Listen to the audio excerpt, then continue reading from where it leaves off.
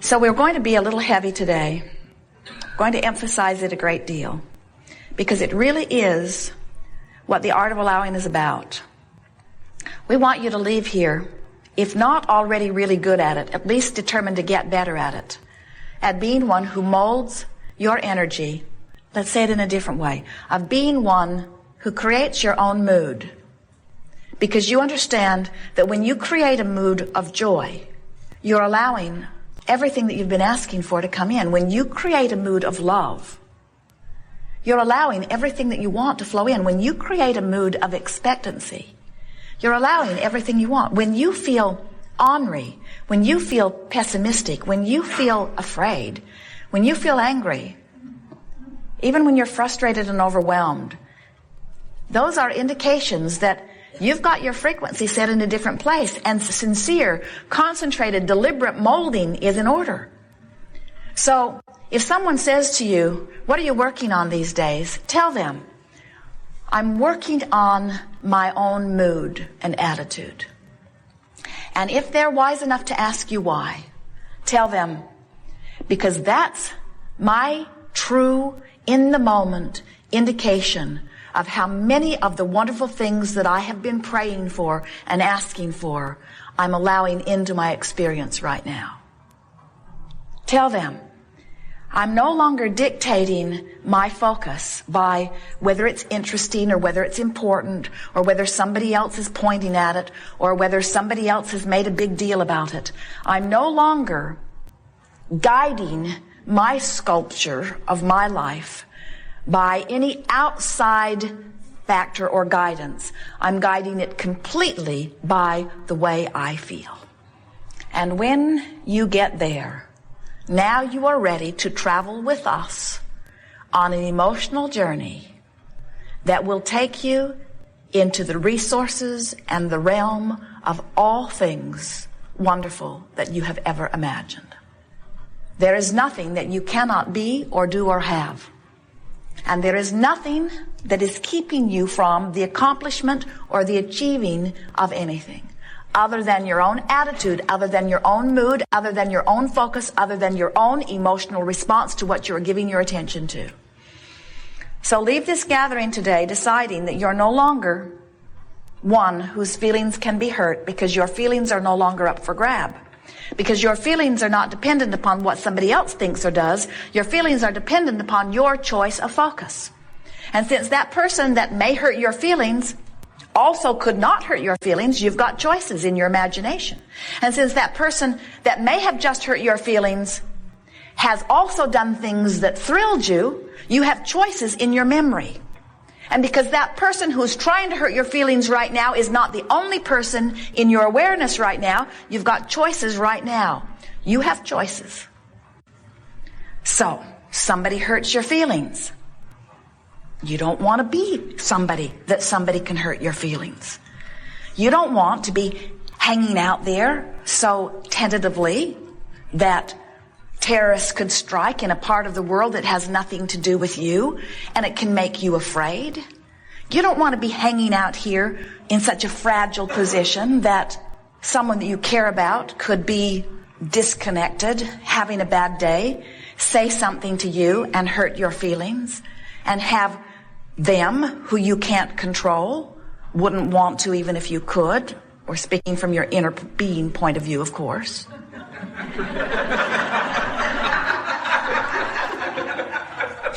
Well, we can see why you would want to control other people's behavior if you're someone who hasn't learned the art of allowing. If you're looking around and having emotional responses to what you're seeing, we can understand why you'd get pretty heavy on the trying to control circumstances and conditions. But by now, we would have thought you would have given that up because you're not able to do it. And as soon as you get one of them corralled and managed and molded in the way that they need to be so that you can look at them and feel good, another one just pops up. Or that one goes off and meets some new friend and starts catering to what they want instead of catering to what you want, and then you're back to square one again. You spent 18 years teaching that kid how to behave, and then he fell in love, and now he's doing what she wants. So So if the way you feel is dependent upon controlling even one condition, you're in big trouble, because you can't manage to control those conditions, but you can manage with all of the possible things that you have that you could focus upon and think about and remember and ponder and muse and observe and imagine. With all of the things that you could focus upon, past, present, or future, certainly there are enough things that feel good when you do it that you can manage your own mood. And the art of allowing is nothing more than managing your mood. It's saying, I want to feel good, and when I do feel good, I'm in alignment with good things. Now, conceptually, that's really easy to understand, isn't it? But you've trained yourself to respond to so many things other than that, even though you were born with a guidance system, even though you were born with this incredible ability to assess in every moment your vibrational point of attraction. We want you, as you begin to bring this idea of allowing the energy that creates worlds to flow through you toward your creative end, we want you to feel how well named this gathering is, as we call it, the art of allowing, because you become very practiced, very good, very artful. You become very practiced at recognizing where you stand by recognizing how you feel. So we're just going to say it to you in as plain of words as Esther can find in response to the powerful intent that we are offering to you. You have to want more than anything to feel good. And you have to be willing to work harder on this than anything else on feeling good. And here's the blunt statement that we want you to leave here remembering. You've got to stop letting what is dictate your emotional response. You have come to the place where something you've been wanting for a while, even though it is not yet manifest, is not only tolerable, but, well, let's just start there. It's tolerable. You're able to put up with unfulfilled desires. It's all right for now to have an idea of something and not have it manifested. That's all right with you?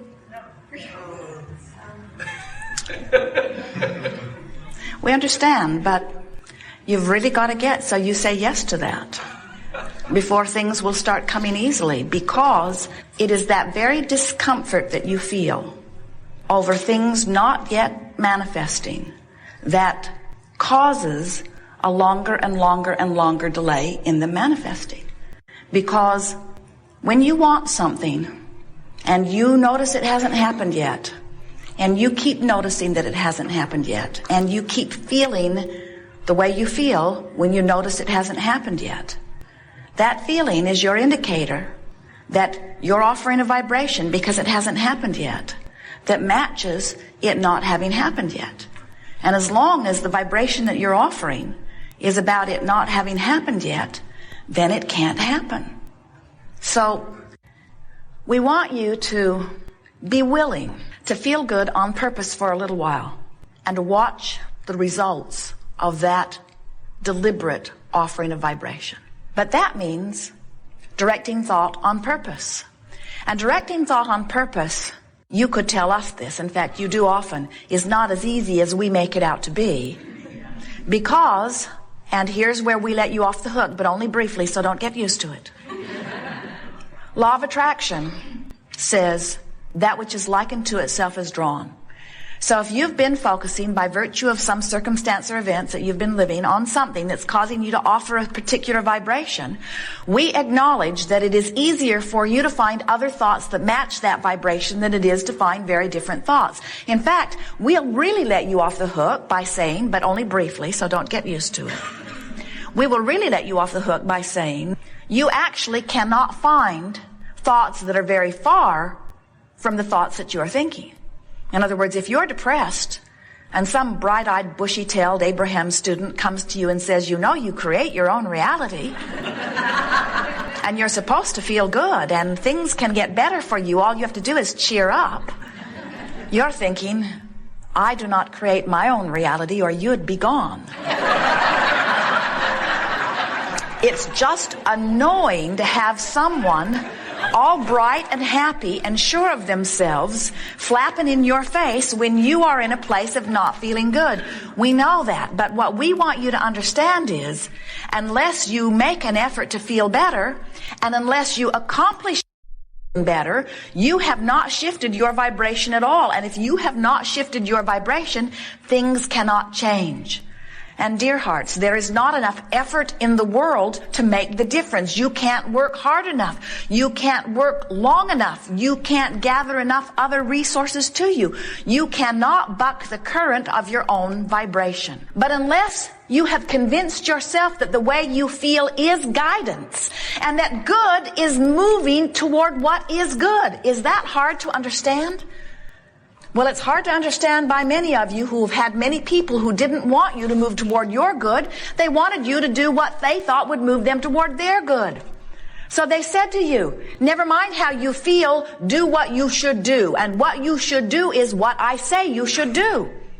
And so disregard your own guidance and pay attention to these rules that I have laid out for you. And oh boy, are there piles of rules.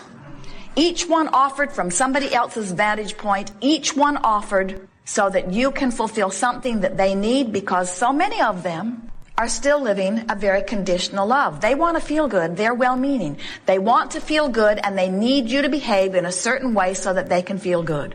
But do you hear the trap?